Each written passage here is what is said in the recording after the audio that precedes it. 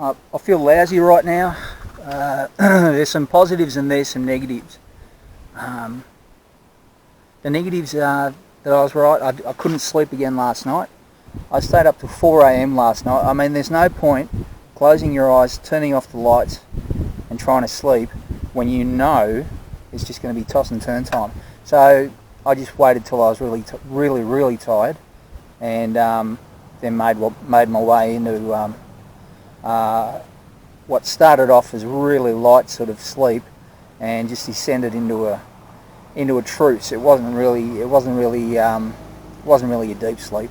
And 10 a.m. I just popped up. No, 9 a.m. it was. 5 hours I got. You know, I mean, this is something that will eventually work itself out.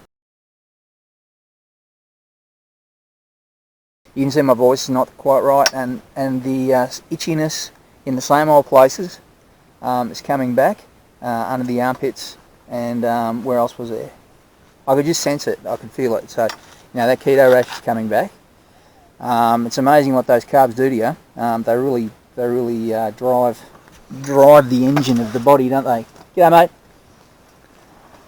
mate. So yeah. So and today, you know, like I feel like I feel like I'm a kilo lighter, but I'm not.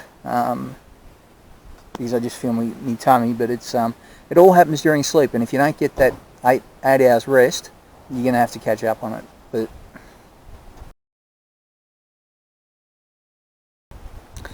so it's worth it because I can feel the ketosis. I am in ketosis right now. It's been 2 days. In a couple of hours it'll be 2 days fasting. And these first 48 hours are the hardest. And not for me though. This is my 4th fast in the last month. So not for me. It's not really that hard for me to deal with the ghrelin things. But they do go away anyway on their own. And as I said, I mean, it's everyone can do this. This is so easy. I'm trying to relay my attitude, what's working for me, that I'm able to just turn it off, switch off food, and just not eat. And I'd say it's because you have a carrot.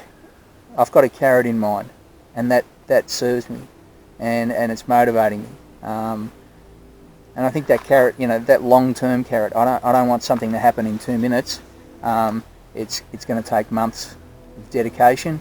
And when I do get there, I know I'll be able to go back to carbs a little bit too. I'll be able to have a pizza every now and then like I did the other nights.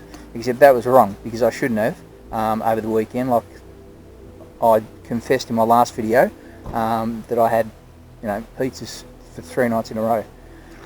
So after me 6-day fast. So that was like a little celebration that I shouldn't have had, because it's going to take months to get to the point where I'm at a stage where it's looking good and I'm feeling good and I can sort of relax a little bit.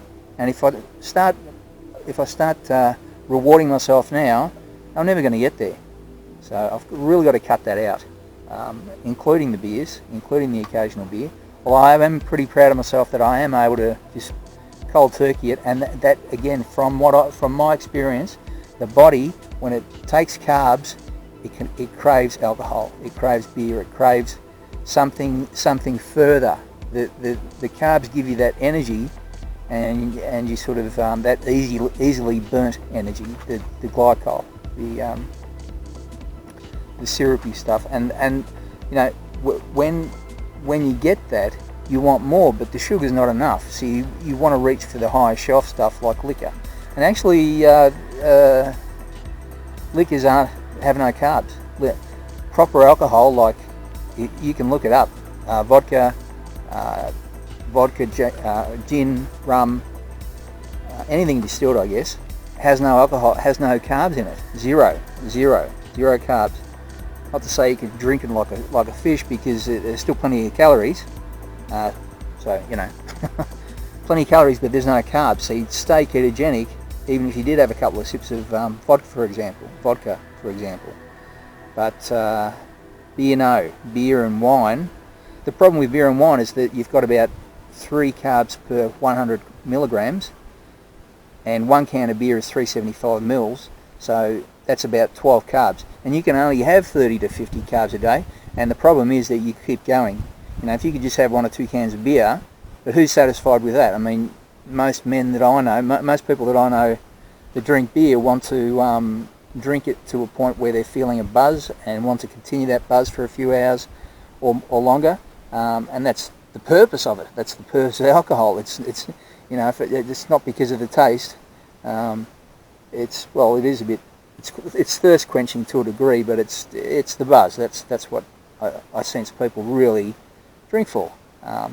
And for that, you need to consume a fair amount of it. So that's the problem with beer and wine. But yeah, you can, if you wanted to, you can sort of reward yourself every now and then with a few sips of